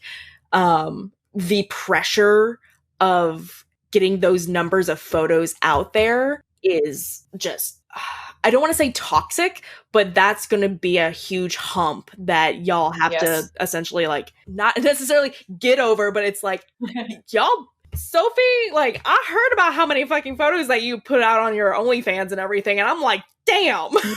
Yeah. I know. OnlyFans gets less than 100. Patreon gets about 500 a month. God. Oh my gosh. I edit it. I edit 500 photos a month. And that doesn't include selfies. How do you do that? You and I are going to have a sit-down conversation about quality over quantity.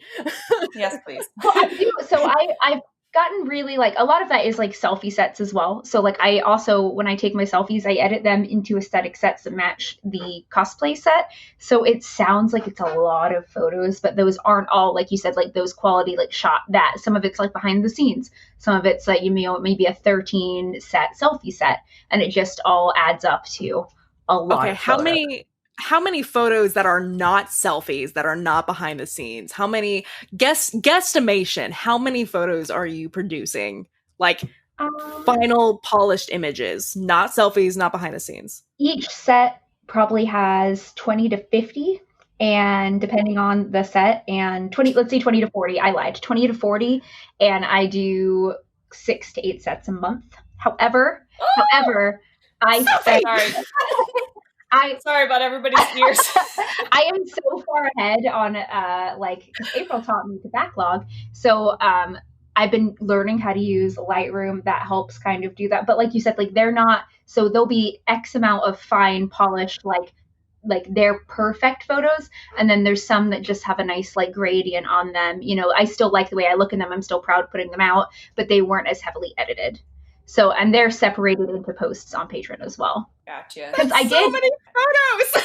I wish you could see my face right now. I wish I could too. But so what I found was really interesting recently is I did a poll because I was like, I spend all this time editing. Like I'm 2 months ahead on edits usually now. But I did a poll and I was like, what do you guys prefer? Like the heavily edited stuff, or do you like it when it looks more natural? And most of my patrons, especially the female patrons, they were like, honestly, I really like it when you drop a set that's like, say 30 images, but 25 of them are barely edited. Like you've put nice colors on them, but it's just Sophie as she is. And so I've been doing a bit more of that. So that's kind of helped with the editing. Women seem to really like that. Man, I'm rethinking my whole entire life right now.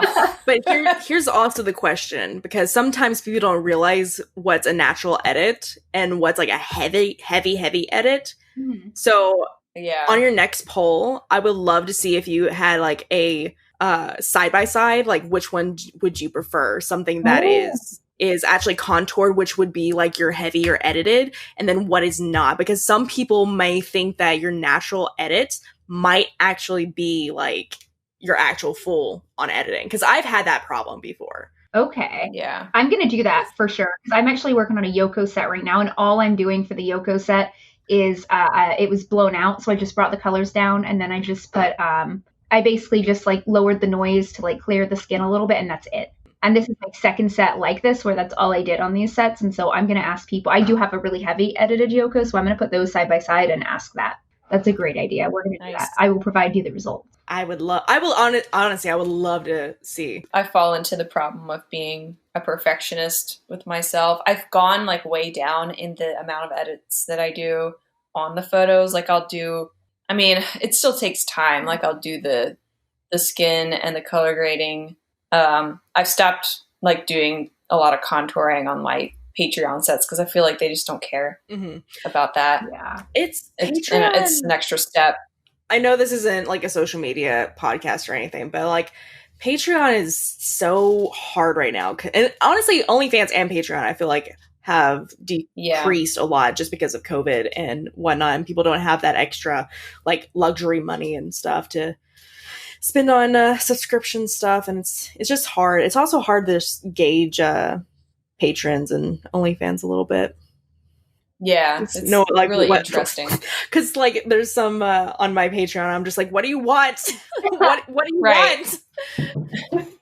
I'd be like, anything, and I'm just like, I don't know what that means. At first, I found out you can give away free trials of OnlyFans. That helped my patron a ton, because now if you were in my top patron tier, you also have free access to OnlyFans.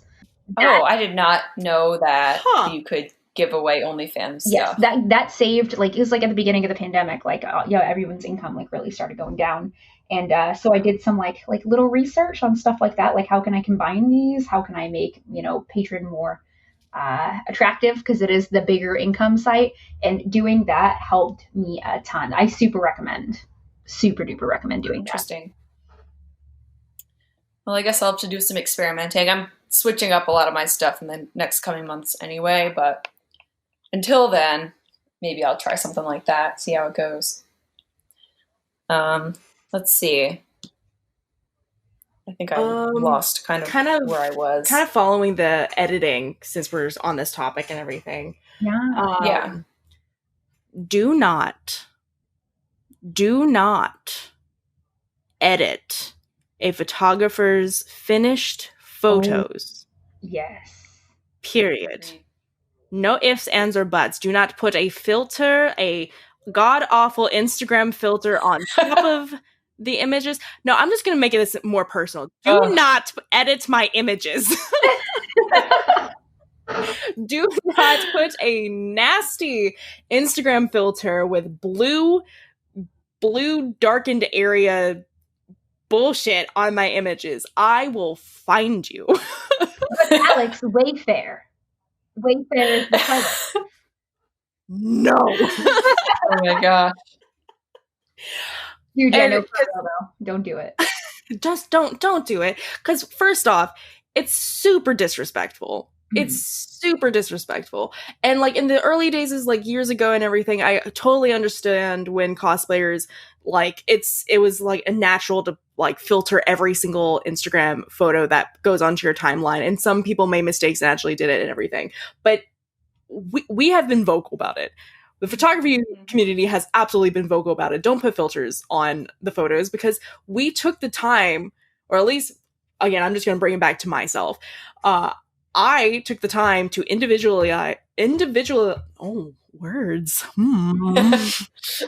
I took the time to go on each and every single photo of your shoot and edit it and make sure that every single color grading was like meant for your shoot.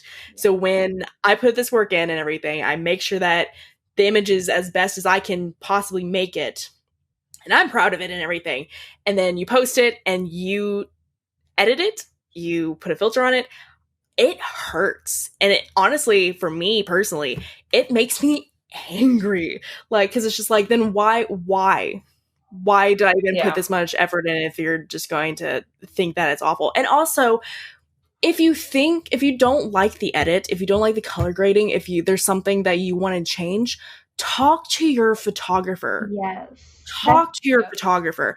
I can't tell you how many times that like a cosplayer, like I hear like a year later or something that a cosplayer didn't like their set from me, which it's not often, but like it has happened before and everything, and they never talked to me, and I'm like, why didn't they say anything? They posted the images, but apparently they didn't like him, and so I would contact them and everything. I'd be like, hey, do you like, what's up? And they would tell me, they're like, oh, well, the color grading was, I didn't like the color grading. It didn't look good on my skin. I was just like, well, then I can go in and I can change that. And they're like, well, I was afraid to.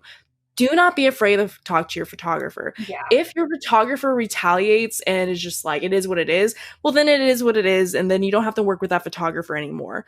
Yeah. But if they are professional, if they are willing to, go back in and change a little bit of stuff, then awesome. Then, because like there's no point of me taking images of you if you're not going to be happy with the product. Yeah. Right. Can I actually interject on this, because this is something else as well? Like, so Samfo and I have been shooting together for years now. Like, we do at least 1 or 2 sets a month.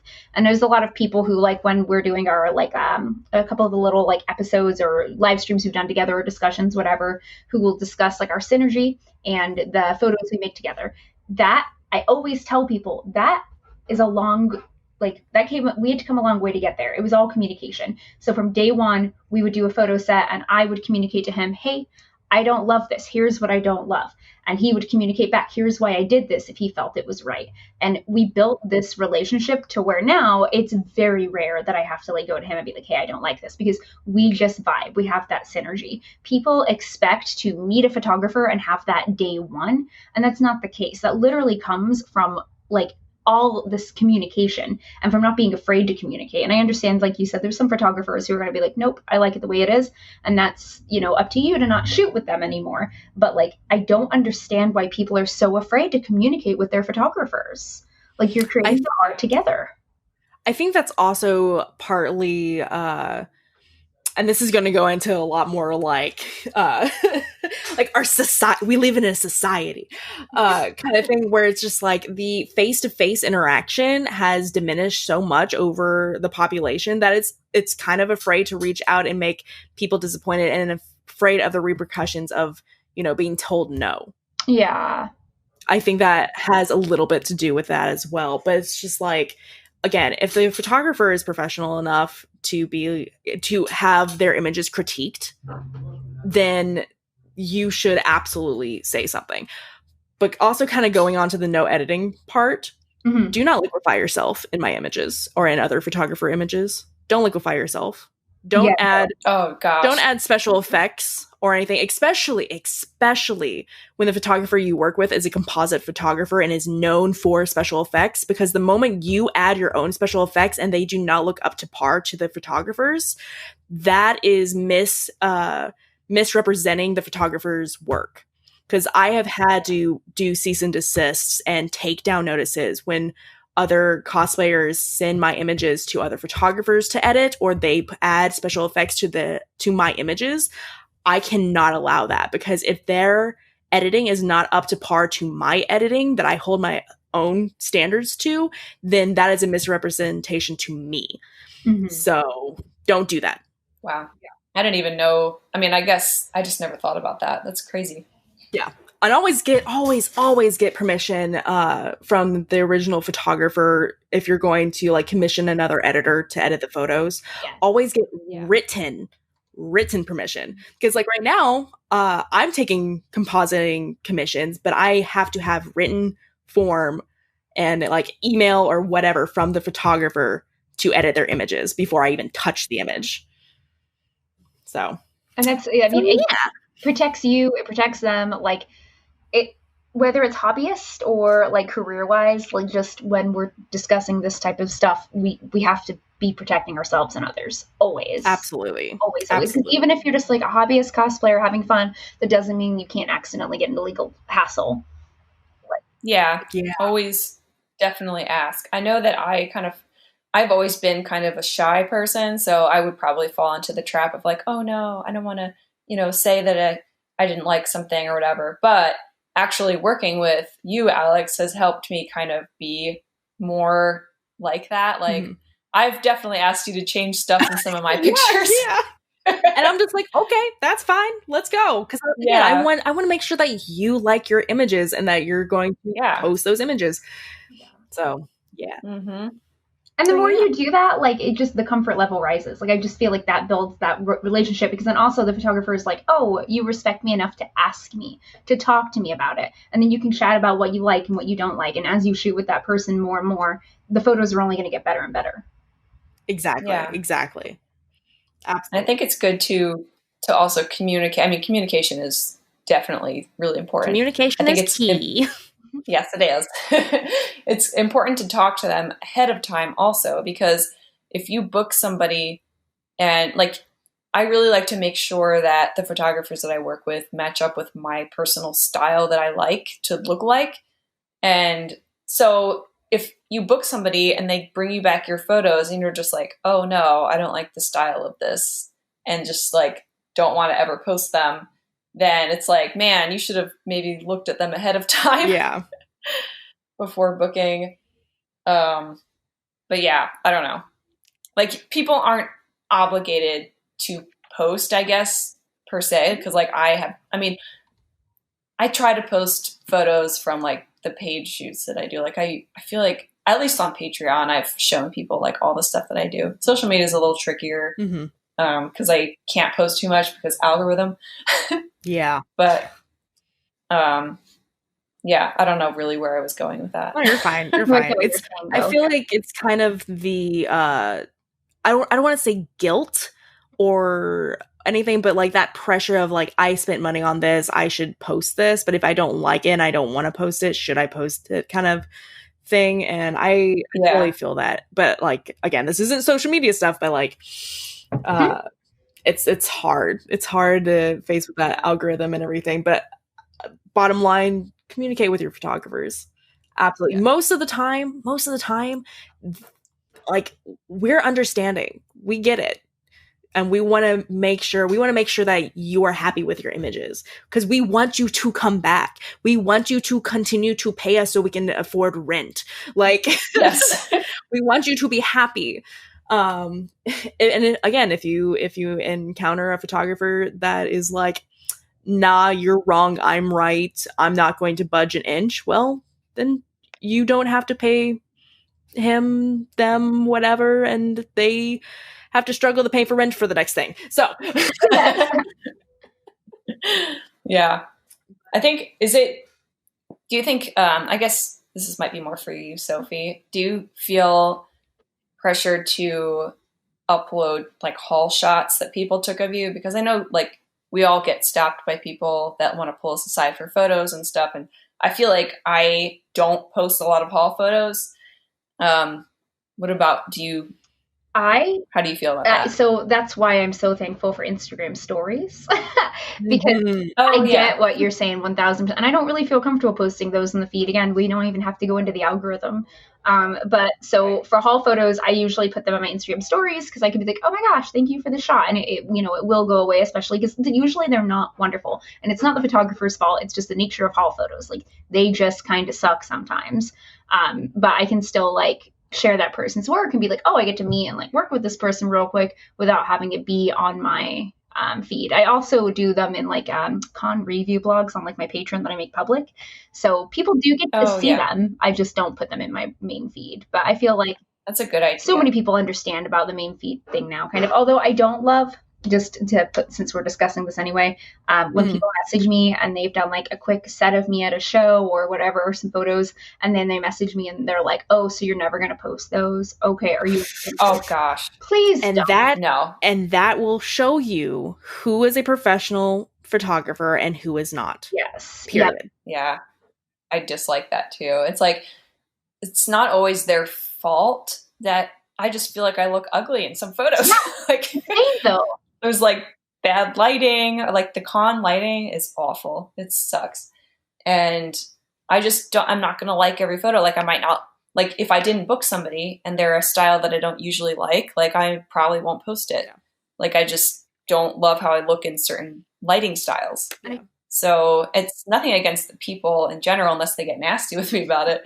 But yeah, it's just kind of how it is. Yeah. Like I have a certain image that I want put out in the world. Like I am a brand. So it's like, if it doesn't align with the image that I want to show the world on my feed, like forever, then I'm probably not going to post it somewhere like that. Yeah, and coming from like the photographer side, like, no, I'm not gonna say that when I do a shoot that I'm really proud of and the subject, like, doesn't say anything that they don't like it or anything, but never posts it.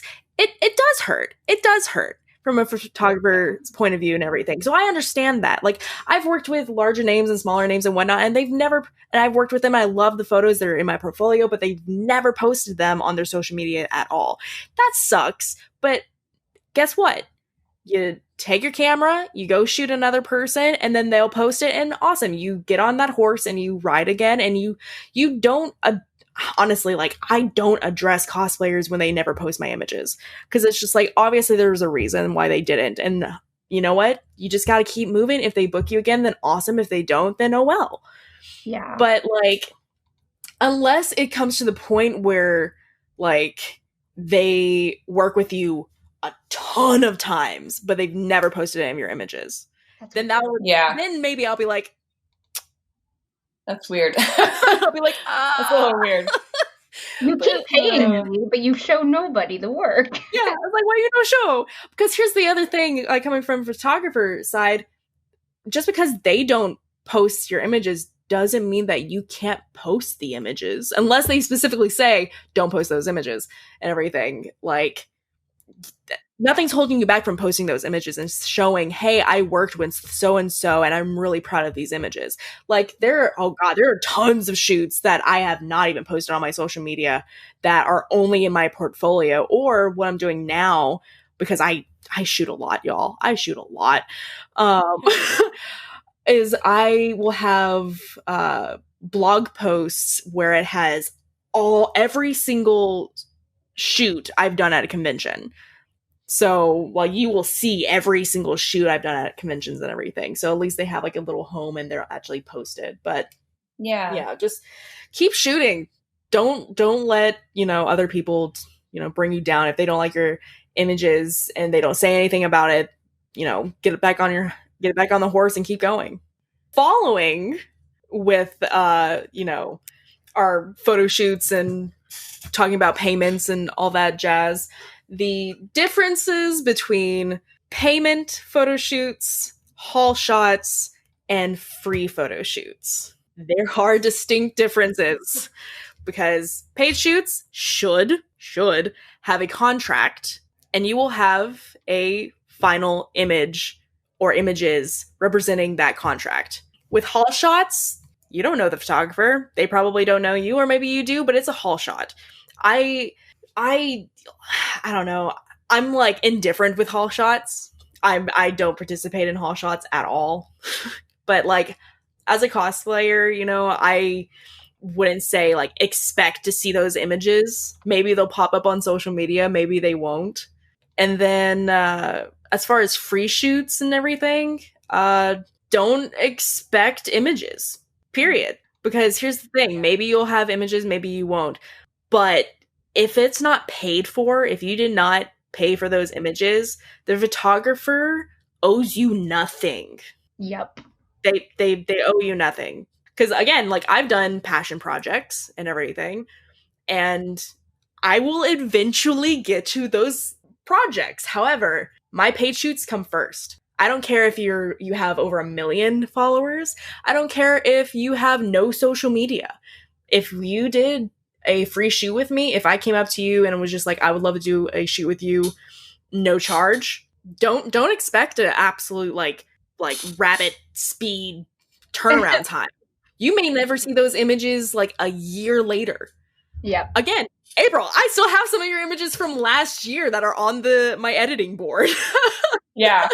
Like, I have also come to you and said, hey, could I pay you to edit some of these photos from this set? And absolutely. And, they get pushed up the list and then you get them a lot quicker. But if you don't pay for the shoot, then do not do not expect the images to all of a sudden be turned around. And here's because I love our community. I absolutely love our community, but I have seen a lot of photographers get ripped to shreds because of free photo shoots. Yeah. Yeah, I've seen that too. And it grinds my gears when I see that. I'm just like, stop it. They owe you nothing. This is true, though. It's crazy. People don't think of it as work, right? Yeah. Yeah.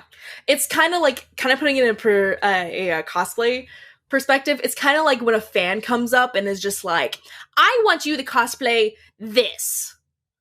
Oh, Make gosh. it now. Make it right now. You Yep. owe me because I liked your image. You owe me a costume. Okay. That's I'll what it give kind that of feels like. Yeah, exactly. Like, Yeah. that's kind of what it feels like a little bit. Now, but I do also understand when a cosplayer does take the time and the shoots are like an hour long and y'all can done something else. I completely understand that frustration, but at the same time, if it's not a paid shoot, then don't expect images.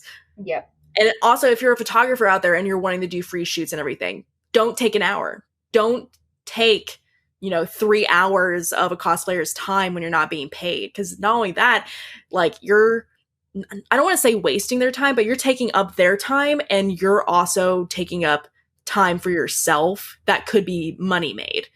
And again, Yeah. this is me coming from a professional. This is my full-time job perspective. If this is a hobby for you, do whatever you want, but also be mindful of other people's time. Mm-hmm.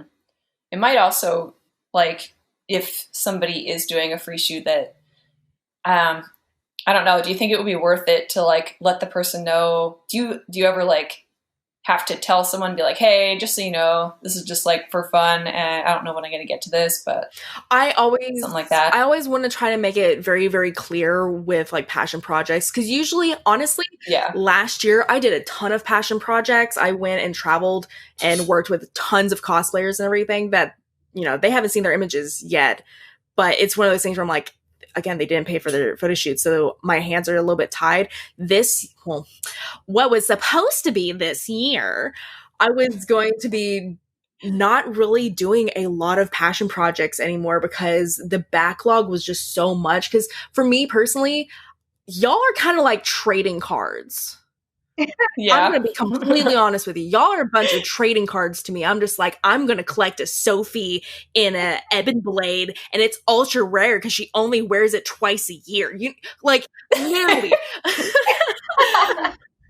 Like that's so like for me, it's like, oh, I want to work with all these like cosplayers and characters and everything because I love it. I absolutely love it. I feel like I'm collecting like cosplay cards essentially, or I'm making cosplay cards. However, that also hinders me because now I have this huge ass backlog. Now I'm starting to get a reputation of like, oh, well, she never gave me my image back, or it takes so long to get my images back. But again, it's a free shoot, so it sucks. So this year I was actually going to be cutting that back a lot to mainly people that like I know, that I'm friends with, that actually understand my work ethic and all that jazz. Yeah. But yeah, y'all just a bunch of trading cards. I love that though. I'm about it. Yeah. That's a funny way of putting it, but it's true. So true though. Gotta collect them all. Gotta collect them all. I was about to say, like, gotta shoot them all. I'm like, wait a minute. No, back it up. Not that. Demonetized. I'm not monetized anyway, but that's okay. One of these days. Not if we talk about shooting people. Oops. All right. This was a fun conversation. It's interesting doing it remotely because we can't see each other. I know. But maybe one day we can do one all together. That'd be really fun. I love that. The yesterday, Nice. we could all be together. Yes. Yeah. Before Someday. Hey, maybe we can do something similar like with streaming and stuff, especially since the lovely April finally got her Twitch back. Yay, finally. I'm back in. For those of you who don't know, I was locked out of I wasn't locked out of my account. I had not been on it in so long that all of my devices logged me out, and I got a new phone number, so it was a whole big thing. But I'm back in, and I'm very excited about That means we can do more creators live. Yay! Yes. It's so exciting. All right. Well, thanks everybody for listening. Hopefully you enjoyed hanging out with us and hopefully learned something new. Alex, maybe you could tell everybody where they can find you so they can follow your work and maybe book you if we ever go to a convention again. That's so true. Okay, well, you can find me on pretty much all social media platforms, either by A. Lee, Lee Studios, or Alexandra Lee Studios. And that is Alexandra, R-A, not Alexandria, R-I-A. Don't do that. Not that one. Distinction. But Mortal sin. If you want to see my portfolio, you can go to my website at www.alexandraleestudios.com and definitely hit me up on Twitch. That is where you will see my crazy goblin self. Do not be intimidated by my professionalism on social media. I am a goblin lady. And also, if you have any like editing question, compositing question, posing, lighting, whatever, like I am an open book on Twitch. I will literally step by step show you how to edit an image because I'm on Twitch on Tuesdays and Thursdays and sometimes on Sundays. So yeah, come find me. Nice. Alex is a wealth of knowledge. Thank you. Make sure to follow me and Sophie everywhere. I'm April Gloria on all platforms. Some platforms may have an underscore because I'm destined to not have a consistent username. So just look up April Gloria and find the one that has a costume or my face in the profile, and that's me. I'm my Sophie on all the things. 2 I's, no E. Please don't call me Sophia. Please. Also, no. Another mortal sin. And I am also all of the places. Patreon, OnlyFans, Facebook, YouTube, Instagram, Twitter, Twitch, YouTube. What's Facebook? Everything. Facebook. What's that? Facebook. What's Facebook? We love Facebook. Facebook is I love Facebook. the devil.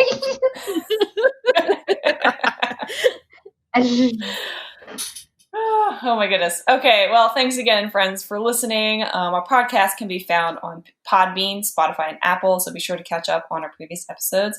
Hopefully you have an amazing day. Wear all of your masks. Wear your and fucking we will masks. See you later. Yes. All of them at once. Okay, bye.